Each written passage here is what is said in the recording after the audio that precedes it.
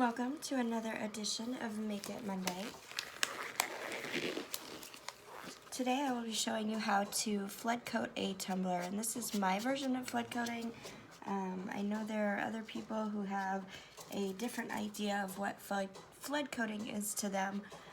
Some people will apply a thin layer of epoxy and come back in an hour or two and flood coat it with another layer. Me personally, I feel like that's an extra step that's unneeded. So what I do is I flood coat after every glitter layer. So if I'm doing a glitter layer, then I will flood coat. And for flood coating for me, I use about 50% more epoxy than I would on a normal layer. So this is a 30 ounce. I'd probably normally only use 20 mLs of each part. And this time I use 30 mLs of each part. Yes, a lot of it will drip off, and you'll feel like you're being wasteful, but if you step back and think about it, you're being more wasteful when you're having to do a second or a third coat of epoxy. The point of a flood coat is to get a smooth coat after your first layer of epoxy. So when I'm ready to decal this or whatever, I will not sand. I will not have to do a second coat of epoxy or anything. We'll be good to go after this coat. So I've mixed up 30 mLs of each part A and part B of epoxy. And as you know, I use my resin tint, especially when working on a white cup. I use it for all cups, but especially for white cups. And I'm basically going to let my turner do the work for me. I'm going to pour my epoxy and use my finger to just guide it. You don't want to push it down, you don't want to rub it, you don't want to move it too much. You just smooth it out. It's a fairly simple process. And you'll see what I mean. As it runs off the edge, just push it back up. I'm not pushing it down. I don't want to push it. I want it to do its thing. I'm just there to guide it along. I feel like I'm blocking the camera.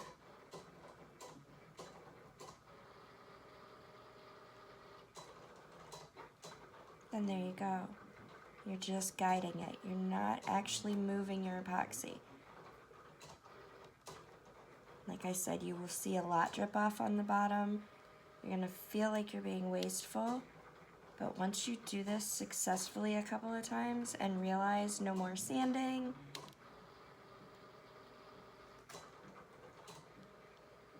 no more second coat of epoxy over your glitter just to get it smooth, you'll understand and you will be in heaven. This was a total game changer for me because I do not sand cups. I refuse to, personal preference. And so for me, this was a total game changer. So I wasn't having to do extra coats of epoxy. Just one and done.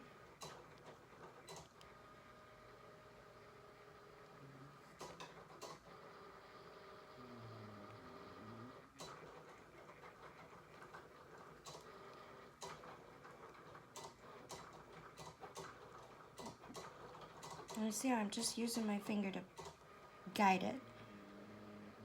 Let it fall into or onto the cup. And you kind of just give it that even coat, that even layer with your finger.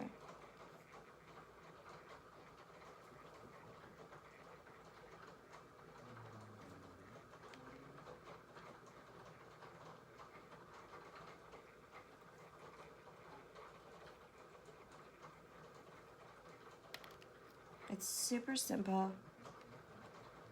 And again, to be able to get this first coat nice and smooth and not have to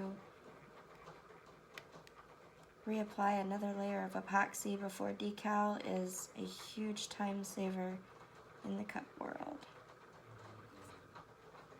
So again, you're gonna mix about 50% more than you normally would for a normal coat.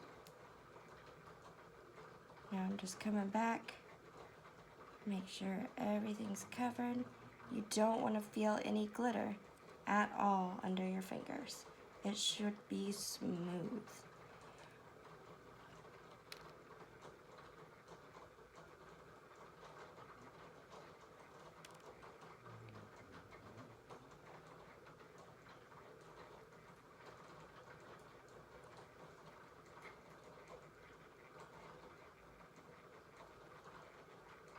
it might look ripply at first, but as it turns, it'll smooth itself out. Resin is self-leveling, and so as this turns, it will all become one thickness, and that's the whole point of the turners, is to be able to have that one thickness throughout the cup. I have a little bit left in my cup. I'm going to just drizzle it on. Yes, a lot of it will fall off underneath. That is a small sacrifice to pay.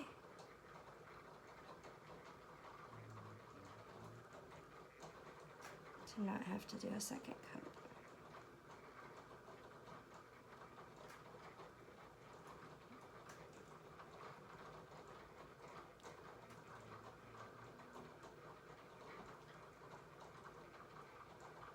And you're done. That is it. That is flood coating. There is no need to flood coat over decals or anything else, alcohol inks. There's no need because it's usually not going to be bumpy anyway. So just put your nice coat of normal epoxy on there and you should be fine. But over glitter, this is really helpful, especially chunky glitters. But this is really helpful because, like I said, you will not have to go back, most of the time, you will not have to go back and do a second coat. And that's it. Let it turn for however long it takes your epoxy to cure. For me, it's usually about 6 hours, 8 hours. I'll let it turn for 4 to 6, take it off and let it dry for 72, and you're good to go. So I hope this helps everyone. I hope to see you guys again soon. Don't forget to subscribe to the channel. There'll be lots of new and fun stuff coming up. And until next time, happy crafting.